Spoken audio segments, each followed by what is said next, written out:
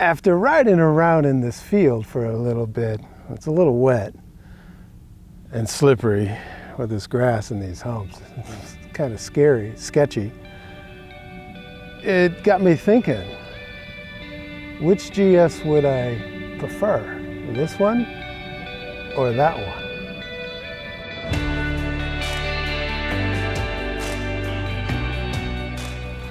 Hi guys, Nothing to Prove here. Today's a beautiful day because any day one can be out. On two wheels is a beautiful day, and yeah, I'm on two wheels today, the big one and the little brother. The little brother is good. Which one would I rather be on though? In this field, depends on my mood. Slower and more secure, that one.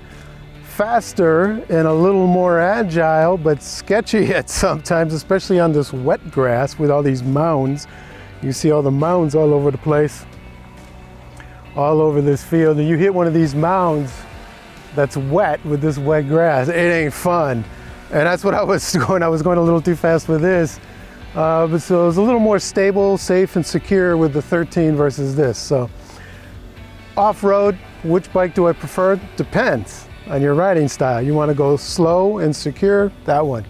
Fast, this one, but you're more likely to go down on this one. And for the first time in my videos, I'm incorporating a drone. Yeah, this is interesting. I don't know how this is going to work. So now you're probably looking at my bald spot from behind. Yeah, interesting. Let's see how this works out, shall we? All right, guys, let's get into the numbers of this. First of all, there's a million new things on this bike. Say, what's new? Oh, tank is now plastic instead of metal. Saved 4.5 kilos there. Subframe is all new. They saved a lot more weight there. Also, with this on the base model, that's right, saving some weight there too.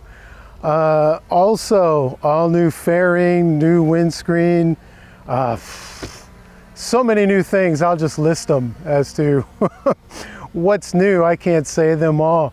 All I know is this does not feel like the 850 GS and way far away from the 800 GS, especially with this Enduro package with these suspension. I'll talk more about that in a few. Now, let's get into the competition, shall we? Say, what do you mean competition? Yeah, why did BMW do this? Well, take a look. They have a lot of competition. See where this bike sets. It's now competitive. This is BMW's off-road machine. Off-road focused. The 900 Adventure is more on-road focused, and the 800 GS is more on-road focused. And I'll be discussing a little bit those details. But if you look at the weight, now for the first time, the bigger GS in the middleweight is lighter than the smaller GS, for lack of a better expression. But if you take a look here with this 900 GS, we're right in the middle there. But pricing, this one that you're looking at here, with this Enduro package, and this has all the bells and whistles, you're looking at 18K here in Germany. That's a lot of money, but it's still not as much money as that over there. And that starts at 19.7 here in Germany. And, oh, it's looking for me. It scared me. And yeah, I have it on orbit. I'm seeing how it does. Yeah, oh well. So anyway, guys, yeah, this GS is, I like it. First impressions, I like it. How is this new powertrain? It's the same as on the 900 XR, which I owned for 2 years, put 1620K on that thing. Same motor. They just upped the torque a little bit and made it different. Here's something. Say, what's the difference between the old 850 and this 900? Well, the 850 was actually a 853cc motor, and this is a 895. What did they do? They just increased the bore 2 millimeters. That's it. That's the difference between the two motors. but this is a flatter, fuller torque curve that this thing has. So that's 2 thumbs up from me. Whenever you give me more torque sooner and then keep it there before dropping off, that's always good. And I always love that. Now, how is this engine and transmission? With this quick shifter, that is an option on the street. Okay, first thoughts. Let's start this up and see if it sounds like my old 900 XR. Yep. Nobody behind me. Let's drop her all the way down to 1 and let's roll on and see how this quick shifter is, shall we? Oh, not bad. Oh, nice. All the way into 6. Look at that. Wow. This quick shifter is nice. It's not 1000 XR nice, but it's nice. It's getting close to that. But yeah, I'm used to this power delivery. I know it like the palm of my hand. Because I own, man, the wind noise is atrocious though. Yeah, it's bunching it all up right here on the helmet. I'm not taking this on the Autobahn. That would be hell to pay for that. That's already gonna suck, so I already know that. I'm not gonna do that. But overall, the power delivery with this quick shifter and the power just rolls on after 4. Oh yeah, that's nice. Oh, beautiful day, beautiful area. Wow. Let's go for a ride on the 900 GF, shall we? Oh yeah, I'm loving it. 2 thumbs up for this powertrain. Vibration. Uh-oh. Vibration in the right foot peg. Yeah. And both hand grips. Once you get... Oh, let's drop it a gear. Let's drop her 2 gear. Oh, yeah. That's engine, not these tires. That vibration is the engine. Wow. Okay. So at highway speeds, this thing has significant vibration in both hands and in the right foot. Left is not so bad. Okay. That's at highway speeds. Well, yeah, I'm doing 62, 63 miles an hour. So, yeah, that's technically highway speeds. Look at these gorgeous forks, will you? Yeah, you can thumb these for the rebound and compression, and also the preload there, and titanium nitride coating. You get this with the Enduro Pro package, which then increases this by 20 millimeters. But look at the sun, it has this navy blue hue to it. Now, what is this supposed to do? It's supposed to make it slicker, less friction, freer flowing. I loved it on the street and out here in this field. It's great, loving it to death. On this beautiful 21-inch Metzler 4 Karus, I'm liking them. I liked them on the street. I'm liking them here. It's all the grass is all wet, so it's very difficult to tell and get any kind of grip whatsoever. So that would be unfair for me to say. Now, these 305 dual discs, and what's mounted on them, a 2-piston Brembo. You can see there's no piston on the other side there. Overall feel, oh yeah, and it is adjustable, both. I think it is over there. Yeah, they're both adjustable there. Can't complain about that. I was surprised. Usually I'm not a fan of 2-piston and axial mount, but that is both of those, and BMW, you made it work. On the back, it's a 1-piston Brembo on a 265 disc. All right, now let's see how this new GS frame is doing with this new GS motor. Welcome to the family. Oh, let's go through the gears, shall we? Oh, yeah, there we go, beautiful. Riding in and through a B road, a country road with these Metzler Karu 4s. which are almost 50-50 tires. I'm liking it. You don't get the road noise. Yeah, you get more engine noise coming up here, just like on the 900 XR. But with this suspension, these 250 millimeter travel with the Enduro package, this has those special titanium, I'll put it up, coating to make it better. Oh, but I'm loving this suspension. Wow, this is good. It's not often that I say that on a off-road focused machine. On the road, that's the difference, because usually it's too bouncy, too much rebound compression. This isn't. Well, I think it's dialed back or up a little bit. What's going on? He's dropping off, it looks like. Yeah. But I am pleasantly surprised with this suspension. Wow. And now in the city here, oh yeah, let's hit these manhole covers, shall we? Oh, listen to this. You barely notice. Okay, there, you can notice it in my voice. Wow, this front 21-inch tire with these 250 millimeter travel. Oh, these are awesome.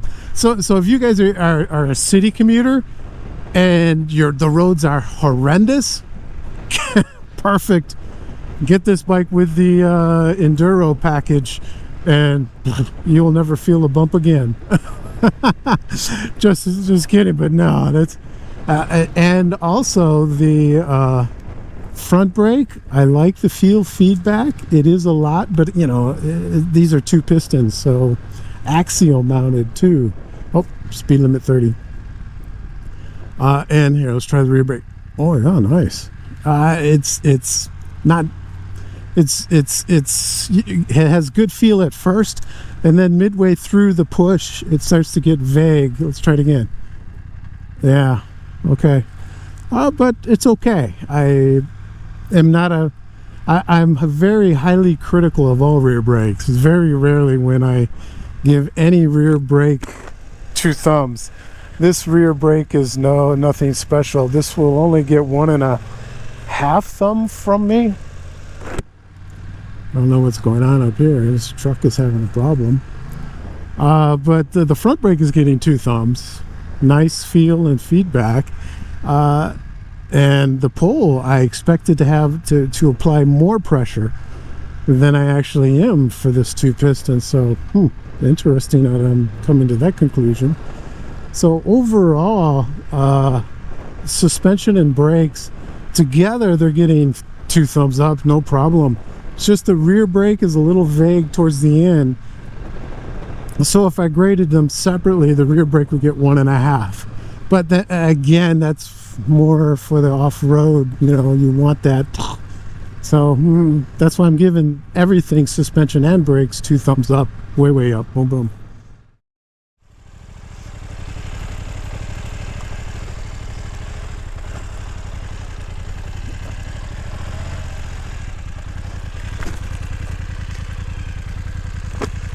This is difficult.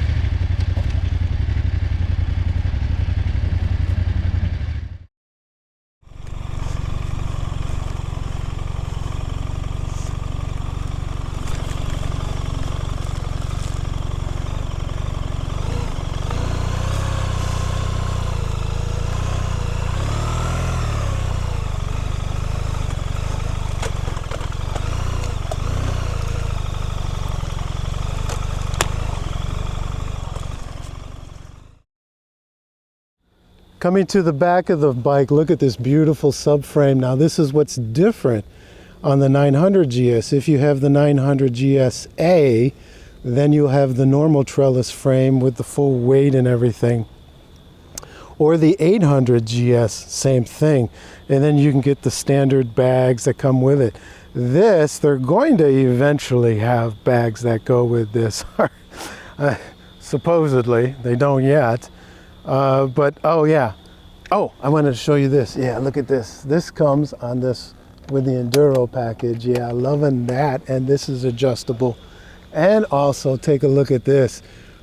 Right on the base, loving this Akrapovic pipe. Yeah, tail is nice and crisp and clean. They went for a smaller rear end, and also to save weight. Let's be honest, guys, that's what they're trying to do, because the rest of the competition, especially, you know, KTM, although Triumph, the Rally Pro I just rode last week, how does this compare to that?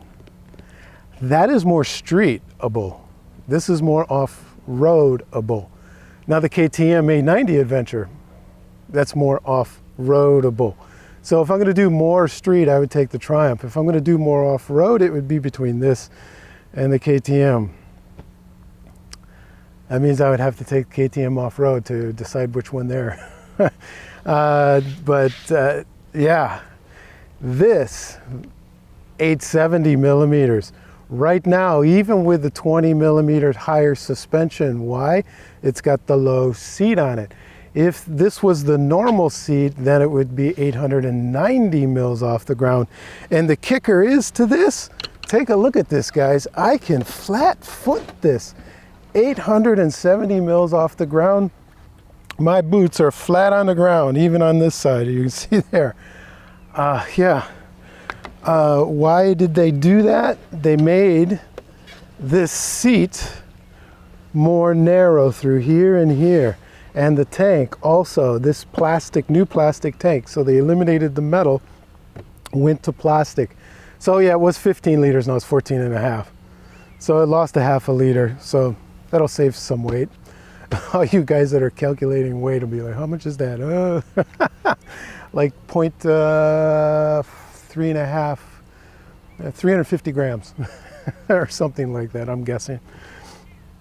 All right, guys, how does this weight feel in a little village? Here, the speed limit's 30, traffic. How is this thing? Yeah, you're sitting high and nice and very good view of everything. So this would be nice in traffic jams and stuff, or if you're in a lane splitting country, this would be nice. The mirrors go right to the edge of the handlebars, so you'd have to watch that. But as far as the throttle response and the suspension, beautiful. Especially if you had a rough commute to work and through the city, if there were some less, not so nice roads, let's say, then this would be great. Especially with this 21-inch and with the Enduro package on here. So I'm still behind this truck, and let's see how this, here, I can mess around with this throttle response, see if I can find any snatchiness. Oh, there it is, going uphill here. Okay, I'm trying to find it. Okay, it's acceptable. It's not as good as Triumph's, and it's not as good as the KTM. Ooh, never thought I would say that. It's not as good as the 700 Tenere either, or the Touareg 660. Ooh. So it's okay, but when you compare it to the other competition, BMW could have done a little bit better with the on-off throttle. But the suspension in town here is awesome. Yeah, that's this what is it, titanium, what is it, try something, I'll put it up, coating on this. Loving this suspension. BMW, you nailed this suspension. Let's take the heated grips down a notch. There we go. But the flexibility, now that's where this bike lacks. Because it's so tall, it flops in. but you're going to get that with all parallel twins or inlines like this that are this tall. The Tenere does it. Yeah, the KTM does it. The Triumph does it. The Rally Pro I just rode last week, so yeah, it's equivalent to that. But as far as its Intown manners, with this I have the Enduro package, but the low seat on here, so there's that road's closed, so there's nothing coming from there. So this thing is very comfortable with this low seat. It feels like I've been on it for a little while now and starting to feel it in my butt. This low seat, maybe the normal seat will be a little better, a little more cushion. But there was some rough road here. Let's hit this. Okay, here's some rough road. Let's go right in the middle of it. There we go. Oh, nice. There, more rough road. Okay, nice. Yeah, with these Karoo 4s, boom. Oh. And these are an off-road focused, or more off-road focused tire and suspension, and here it's just soaking up everything this little village throws at it like it's nothing. Wow, yeah, it's a 21 inch. Most 21 inch tires don't have a problem with this. But in town here, just everything is so easy with this bike. Even though this has this serious off-road function, focus, even behind this truck this whole time, don't mind it, because I'm talking away to you guys. But in town, this thing's getting 2 thumbs up. Boom, boom. Coming up to the controls, looks like your standard BMW controls. And yeah, this is the keyless. So it's still right there, but what do you notice? Yeah, that's where all of them are. But you notice on the GS 1300, where is it? It's right here is the button. It's not there anymore. So they moved things around. Maybe I should do a video comparing both bikes. I don't know, we'll see. Nothing new with the TFT, that's just standard. And this has all the bells and whistles, as you guys can see, with the cruise, heated grips, 6.5 inch T, and this is navigation ready. This has the quick shifter on it. So that's where I said, if it can have the option on it, this has it. So this is a beautiful, gorgeous bike, but you pay for it. It is a premium in this category. If you look at it, yeah, we're talking Ducati pricing here, but you're getting what you pay for with this bike. Even the motor, I do like it better than the 850 motor, because that low down torque comes on a little lower in the RPM rev range, liking that a lot. Overall, my verdict, this was required changes, in my humble opinion, guys. BMW had to do this to keep up with the Triumphs, the KTMs, the Hondas, the Ducati Desert X. Ooh, would be serious competition for this. I think I would rather have that off-road though. I think. Now I have to go ride that.